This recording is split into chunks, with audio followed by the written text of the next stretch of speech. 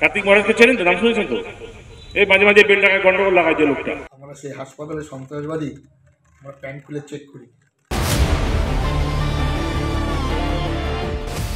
মুর্শিদাবাদের এক অনুষ্ঠানে এসে বিস্ফোরক দেবরা তৃণমূল বিধায়ক আইপিএস হুমায়ুন কবির।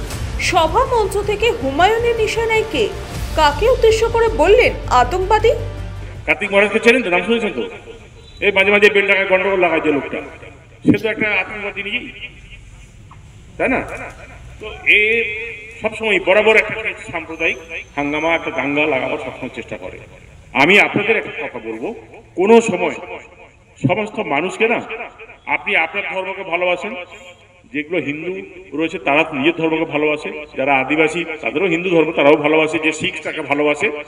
আপনারা কাউকে ধর্মের ভিত্তিতে কোনো বাদ বিচার করবেন না। শুক্রবার সাগরদিঘি ব্লক কমিটির উদ্যোগে ওয়াকফ বিল বিরোধী সভা ও শীত বস্ত্র বিতরণ অনুষ্ঠানে এসেছিলেন হুমায়ুন কবির। সেখানে বিধায়কের বিস্ফোরক মন্তব্য, নিশানায় কার্তিক মহারাজ। বিধায়কের বিতর্কিত মন্তব্যের মুহূর্তেই ভাইরাল হয়। তারপরে ভারত সেবাশ্রম সংঘ সম্পর্কে কোনো ধারণাও নেই, এবং ভারত সেবাশ্রম সংঘদের বেলডাঙায় এবং কার্তিক মহারাজ কতদিন যাবৎ আছেন মুর্শিদাবাদে উনি সেটাও জানেন না।